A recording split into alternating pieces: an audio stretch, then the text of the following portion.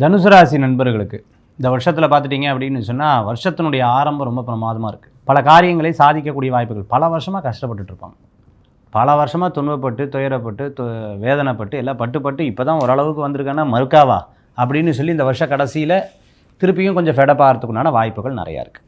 நிறைய விஷயங்களை மற்றவர்களை நம்புறதை தவிர்த்துக்கிறது நல்லது. குறிப்பாக தொழில் விஷயங்களில் தெரியாத தொழில்களை எடுத்து செய்வதை தவிர்த்துக்கிறது நல்லது. யாருக்கா ஜாமீன் கையெழுத்து போடுறது, யாருக்கேனும் ஒரு நம்பிக்கையாக ஒரு பொருளை கொடுக்கறது, இந்த பொருளை ஏவலாக கொடுக்கறது, காரை கொடுக்கறது, ஏதேனும் ஒரு விஷயத்தை கொடுத்ததுக்கப்புறம் மாட்டிக்கிறதுக்கு வாய்ப்புகள் நிறையா இருக்குது. வீடு கட்டுறதுக்கு இன்ஜினியர்கிட்ட கொடுத்தா இது என்னடா கிராக்கெல்லாம் விழுந்து கிடக்கேன்னு சில நேரங்களில் வருத்தப்படுறது.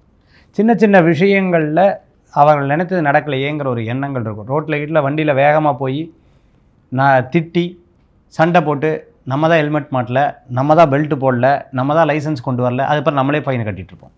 ஸோ இந்த மாதிரி விஷயங்கள்லாம் ரொம்ப கவனம் என்பது தேவை தனுசு ராசி நண்பர்களுக்கு. இந்த வாட்டி சிறு பிரயாணம், தூர பிரயாணம், வெளியூர் போன்ற பிரயாணங்கள் இவர்களுக்கு அதிகரிக்கக்கூடிய வாய்ப்புகள் ஏற்படுத்தி கொடுக்கும். வேலை வாய்ப்பில் இடமாற்றம் பண்ணும்போது 1க்கு 100 முறை கவனம் என்பது தேவை. ஒரு வகையில் குருவுடைய பார்வை இருந்தாலும் இடமாற்றத்தில் இருந்தாலும் அவர்களுக்கு சில பாதிப்புகள் ஏற்படக்கூடியதாக இருக்குது.